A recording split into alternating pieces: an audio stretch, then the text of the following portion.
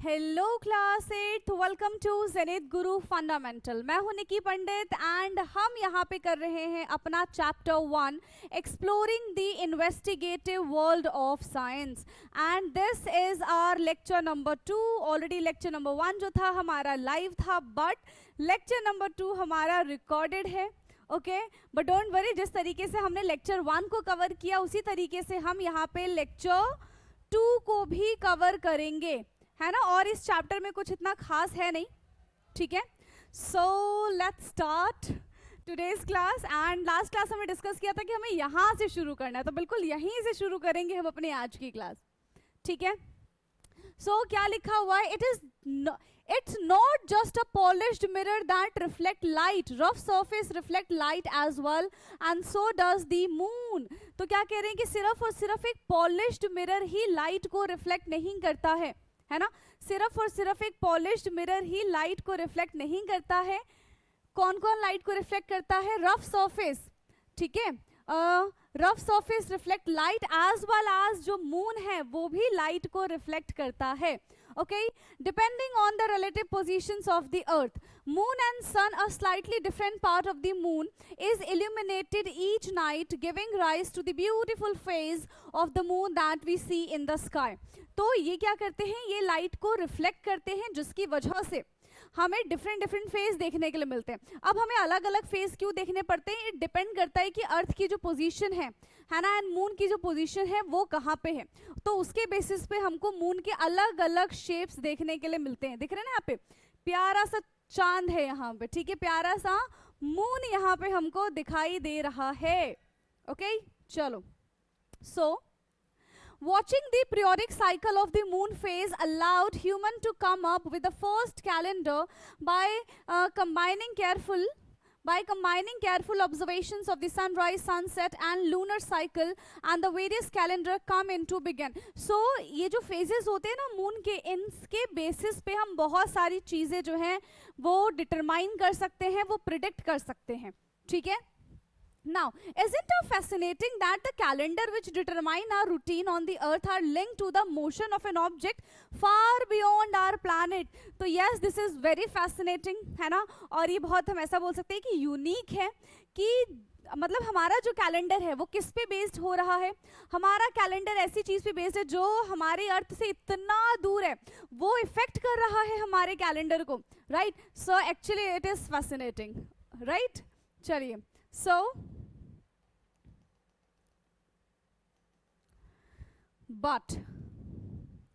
But it is not just a calendar or the movement of the sun and moon that are linked.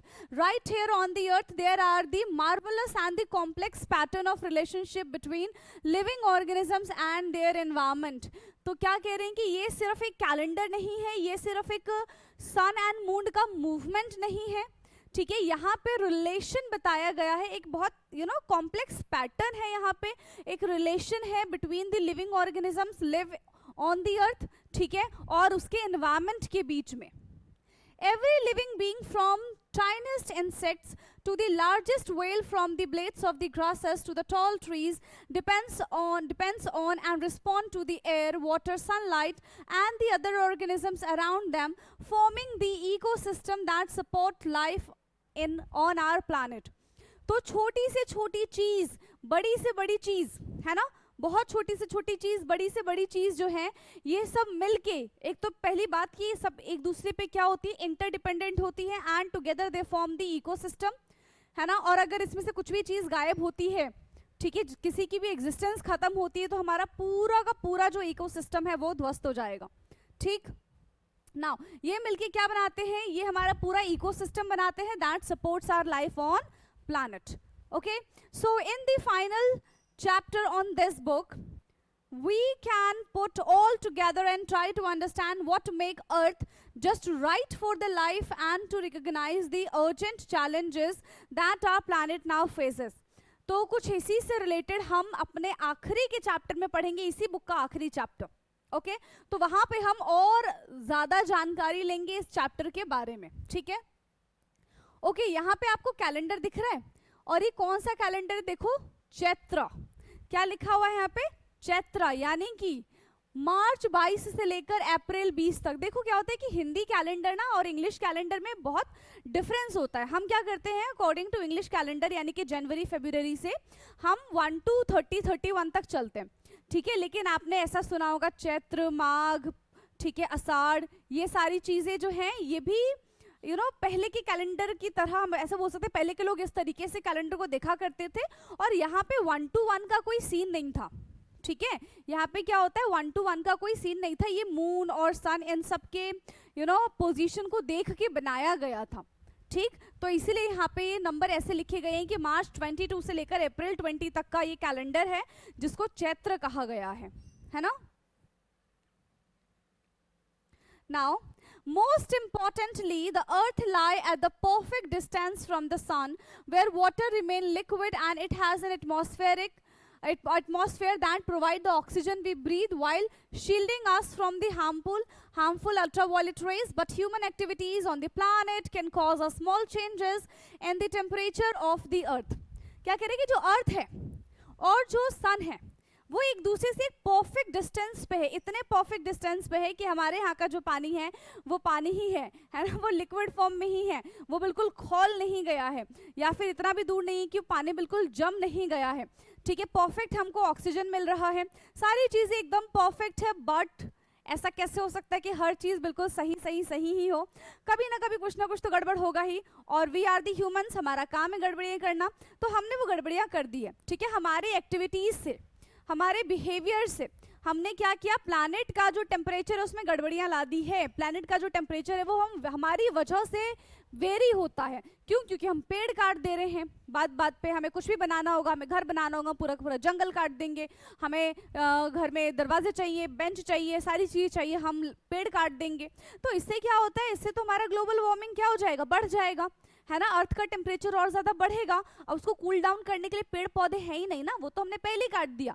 तो through our activity, है ना, हमारी activity की वजह से क्या हो रहा है प्लैनेट्स में, ठीक है, जो हमारा अर्थ है, जो हमारा खूबसूरत सा अर्थ है, उसको हम धीरे धीरे खत्म कर रहे हैं, डिस्ट्रॉय कर रहे हैं, है ना, उसको हम डिस्टॉर्ट कर रहे हैं।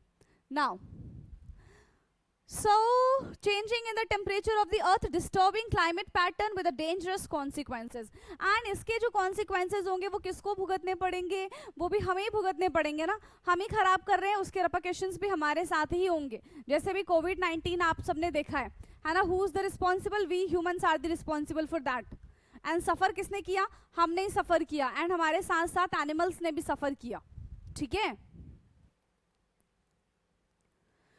ये देखो पूरा हमारा इकोसिस्टम है, छोटे से छोटे जानवर, बड़े से बड़े जानवर, सब एक दूसरे के ऊपर डायरेक्टली और इनडायरेक्टली इंटरडिपेंडेंट है। As the heart of both the problem and any possible solution is us, we are the one influencing the earth's climate. Yes. तो चाहे अच्छा कर ले चाहे बुरा कर ले, हम ही अर्थ को क्या कर रहे हैं, इन्फ्लुएंस कर रहे हैं, हम ही उसे बिगाड़ सकते हैं, हम ही उसे ठीक कर सकते हैं, बिकॉज हम ही वहाँ पे रह रहे हैं। अर्थ इज आवर होम, है ना, तो उसको कितना सुंदर से सुंदर बना सकते हैं, कितना बेकार से बेकार बना सकते हैं, it's totally depend on us. ये सिर्फ और सिर्फ किस पे डिपेंड करता है बेटा, सिर्फ और सिर्फ हम पे डिपेंड करता है, ठीक है, कि हम अपने घर को कैसा बना रहे हैं, सुंदर बना रहे हैं कि बेकार बना रहे हैं, रहने लायक बना रहे हैं कि एकदम हमने उसका हाल ही बेकार कर दिया है। Now, but we are also the one who can and must use science to understand these changes and guide our actions. ठीक है, और एक लौते हम ही इंसान हैं, ऐसे हैं जो भी चेंजेस हमारे एनवायरनमेंट में हो रहा है, जो भी चेंजेस हमारे सराउंडिंग्स में हो रहे हैं, उनको टेक्नोलॉजी के हिसाब से कैसे ठीक कर सकते हैं, हम अपने एक्शंस को कैसे सुधार सकते हैं, ये सब कौन करेगा, ये सब के सब हम ही कर सकते हैं, है ना। So everything is depend on us, ठीक है, सारी की सारी किस चीज पे डिपेंड कर रही है, सारी की सारी हम पे ही डिपेंड कर रही हैं। Now the same scientific principle that we have guide our journey through the middle stage observing measuring experiment will be the key of helping us protect the decline, a delicate balance on which life depends. The challenges ahead won't always be easy. We hope some of you will try to solve these difficult problem with curiosity as your guide. तो ये जो भी challenges है, जो भी problems हैं, उनको हम अपनी curiosity से, है ना, क्योंकि हमारे दिमाग में क्वेश्चन आएगा, हम क्वेश्चन का आंसर ढूंढेंगे और वहां से हमको सोल्यूशन हमारा मिल जाएगा and we can solve the problem. तो ये कब पॉसिबल है? जब हमारे अंदर इस चीज को जानने की क्यूरियोसिटी होगी, जब हमारे अंदर इस चीज को जानने की क्षमता होगी, इच्छा होगी। ठीक है, okay. Now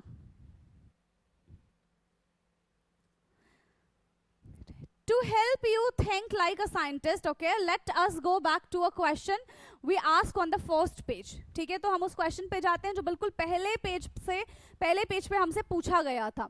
okay, why is one side of the पूरी थिनर देन द अदर? ऐसा आपने देखा ना, रोटी भी आपने ऐसी देखी होगी कि एक साइड जो होता है वो ऐसे बिल्कुल फूल जाता है और दूसरी साइड जो होता है वो थोड़ा सा थिक होता है और ऊपर वाला साइड जो होता है वो थिन होता है, फिर मजा आता है ना ऊपर वाला साइड खाने में। ठीक है, तो ऐसा क्यों है? ऐसा सेम चीज हमको पूरी में भी देखने के लिए मिलती है। तो ऐसा क्यों है भाई कि एक साइड हमको ऐसी थिक दिख रही है और एक साइड हमको थिन दिख रही है? So firstly remember that science is everywhere. Yes, इसको हम तो बिल्कुल नहीं भूल सकते कि साइंस हर जगह है। Science is everywhere. You don't need a fancy laboratory to do a simple experiment. ये चीज हम अपने घर पे भी कर सकते हैं। Even your kitchen at home is a wonderful place to observe and ask question. देखो, कह रहे हैं कि आपका किचन जो है वो एकदम बेहतर लैब है ना, वहां पे भी आप एक्सपेरिमेंट कर सकते हैं, but in presence of your parents. ठीक है, या फिर कोई एडल्ट है, आपका सिबलिंग है जो कि आपसे बड़ा है ना, और एंड वो रिस्पॉन्सिबल है, तभी आप ये कर सकते हो। ठीक, all you need is to start with a curiosity. लेकिन बस आपके अंदर वो इच्छा अगर एक बार जाग गई ना, तब तो आप एक्सपेरिमेंट कहीं पे भी कर लोगे। Carefully observation and asking what happen if. Have you noticed how a puri और अ भटूरा, अब छोले भटूरे की याद आ गई है ना, पूड़ी और bhatura puff up when placed in a hot oil. Yes, तो देखो ये हमने सोचा नहीं है, मतलब आपने सोचा नहीं है, बट ये चीज आपने होते हुए देखी है। ठीक है, कि हम रोटी चाहे भटूरा तो वैसे फूल जाता है और एक साइड ऊपर वाला पार्ट जो होता है वो बहुत ज्यादा थिन होता है, नीचे वाला पार्ट जो है बहुत ज्यादा थिक होता है। So when placed in a hot oil, और हाउ अ फुल्का swells when put directly on the flame. Why does it puff up like a balloon? क्यों हो जाता है? सो द रीजन इज कि जब हम इनका डो बनाते हैं, सो हम इसमें पानी डालते हैं, है ना। जब हम इनका डो बनाते हैं तो हम क्या करते हैं, इसके अंदर पानी डालते हैं। अब क्या होता है, जो वाटर है वो वेपर बन के बाहर जाने की कोशिश करेगा, तो वेपर है वो बाहर निकलने की कोशिश करेगा, उसके साथ साथ जो फ्लोर है उसके पार्टिकल्स भी ऊपर जाने की कोशिश करते हैं, बट क्योंकि पार्टिकल इवापोरेट नहीं हो सकते, सिर्फ वाटर ही इवापोरेट हो सकता है, तो उसकी वजह से जो भटूरे हैं, जो पूड़ी है ना, जो फुल्का है, वो क्या हो जाता है, वो फूल जाता है। ठीक है, वो पफ हो जाता है। Now so and why is one side thinner than the other? अच्छा, दूसरा क्वेश्चन भी है कि एक थिनर क्यों है, एक लाइटर क्यों है, थिकर क्यों है? These are questions a scientist might ask and why you can too. Let's see how we can investigate this simple everyday phenomena like a scientist would. चलो, तो ये सिंपल सा दिखने वाला फिनोमिना जो हमारे आसपास डेली ही होता था, बट कभी हमने इसके बारे में सोचा ही नहीं। हम तो डेली रोटी खाते, हम डेली पूड़ी खाते, हम कभी कभार छोले भटूरे भी खा ही लेते हैं, है ना, बट कभी हमारे दिमाग में मतलब क्वेश्चन आया, बट हमने कभी इस चीज को जानने की ही कोशिश नहीं की, है ना। हमने कभी भी इस चीज को जानने की कोशिश नहीं की। ऐसा क्यों किया हमने? हाँ, first we will try to ask a scientific question. सबसे पहले हम बिल्कुल एक साइंटिफिक क्वेश्चन पूछेंगे। What are the different things that may change the way of puri puff when fried? To answer this we may want to do some simple experiment. अब answer जानने के लिए we have to do some experiment. For that we try and find out two main things. कौन सी दो चीज है? What all can we change or control when we do the experiment, and what all can be observed to see if these changes made any difference. तो दो चीजें क्या है, हम यहाँ पे देखेंगे what we can change or control when we do the experiment. ठीक, so in this case we can perhaps think of the changing the thickness and the size of the rolled dough. We could also try to use different type of flour, जैसे कि आटा ले लिया हमने एक बार, मैदा ले लिया, तो इससे भी हम पूड़ी या फिर रोटी बना सकते हैं. While frying the puri we can also change the temperature of the hot oil ठीक है, हम बहुत ज़्यादा फ्लेम भी कर सकते हैं, हम कम फ्लेम भी कर सकते हैं। तो ये एक्सपेरिमेंट्स होते हैं कि हमने आटा बदल के देख लिया, हमने ऑयल का फ्लेम बदल के देख लिया, चाहो तो ऑयल बदल के देख लो। और try drop of the rolled dough into the oil in different way, drop it vertically, slide it और at any angle, slide it slowly, notice that these are things that we can control. तो ये चीज़ हमारे control में है कि हम पूरी कैसे उसको बेल रहे हैं, कैसे बनाना है हमको, कौन से ऑयल में बनाना है, कौन से फ्लोर में बनाना है उसको, है ना, कौन से एंगल से उसको हमें कढ़ाई के अंदर डालना है। So these all are under us, these all are are control. ठीक है, ये सारी की सारी जो है हमारे कंट्रोल में है, बट उसके बाद जो होगा वो हमारे कंट्रोल में नहीं है। ठीक है, however to make the sense of the change we also need to think of what we can observe to measure. अब हमको यहाँ से क्या ऑब्जर्व हुआ, हमने क्या देखा, सम ऑफ दीज में हैव जस्ट, अच्छा, yes or no, in some cases there might be a number we can measure. Maybe we can start by checking whether the puri puff up or no, ठीक है, up, or we can measure the time it's take to dough still give a thin sides of the puri. Further, while doing such experiments, it is better to change only one thing at a time while keeping the other conditions same. For example, if we wanted to see the effect of the boiling hot and not very hot oil, we would, अब देखो पूरी बनाने के लिए भी इन्होंने कितनी science लगाई है, दिख रहा है। So use circle of the dough in the same thickness and drop them into the same way. It is also good idea to keep note of everything that you see and sense when doing an experiment. Did the oil splatter, smell or smoke?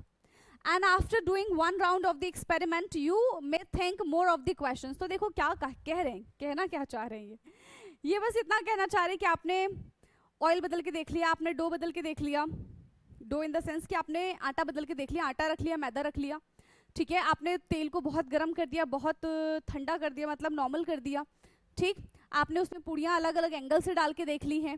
इसके बाद भी जो आपको result मिल रहे हैं वो same ही मिल रहे हैं कि एक साइड जो है हमारा थिक है, एक साइड थिन है। The reason is that vapour of water, है ना, रीजन क्या है, उसका वेपर है जो इवापोरेट होना चाह रहा है, और वो जो वो फूलता है तो उसको बाहर लेके चला जाता है, जिसकी वजह से अब देखो लाइटर पार्टिकल्स ही बाहर जा सकते हैं, हेवियर पार्टिकल्स तो ऊपर की साइड नहीं उठ पाएंगे ना, सिर्फ और सिर्फ लाइटर पार्टिकल्स ही ऊपर की तरफ उठ पाएंगे। तो इसी वजह से नीचे वाला जो पार्ट है वो थिक रह जाता है और ऊपर वाला पार्ट जो है वो थिन रह जाता है, ठीक है। And this is exactly how scientific experiment from simple to the most complicated are done.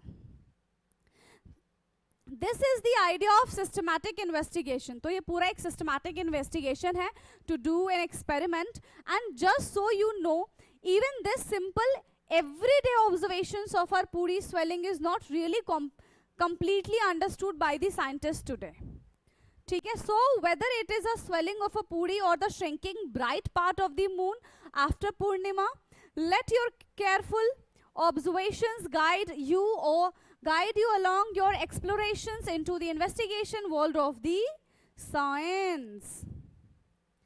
And बस सिर्फ देखो इस चैप्टर, बेसिकली चैप्टर कोई चैप्टर था नहीं, यहाँ पे सिर्फ और सिर्फ हम ऐसा बोल सकते हैं कि ओवरव्यू था उन चैप्टर्स के बारे में जो चैप्टर हम आगे कंटिन्यू करेंगे, ठीक है। तो ये उसका क्या था, एक छोटा सा हम ऐसा बोल सकते हैं कि ओवरव्यू था हर एक चैप्टर के लिए, जिसमें हमारे दिमाग में क्यूरियोसिटी आनी चाहिए, क्वेश्चन आना चाहिए कि भाई ये चीज़ कैसे हुई है। अब हम अपना चैप्टर स्टार्ट करेंगे नेक्स्ट, एंड आई थिंक कि वो चैप्टर हमारे लिए बहुत इंटरेस्टिंग होगा, एंड वहीं से क्वेश्चंस आएंगे, यहाँ से तो क्वेश्चन नहीं आएंगे, और आपके स्कूल में भी डायरेक्टली मेरे ख्याल से वही वाला चैप्टर कराया जाएगा। बट क्योंकि हमारे पास ये नई बुक थी तो हमें ये चैप्टर भी पढ़ना हमारे लिए ज़रूरी था। ओके, सो बाकी मिलते हैं अब अपने हम नेक्स्ट क्लास में विद न्यू चैप्टर। तब तक के लिए पढ़ते रहिए। Thank you so much.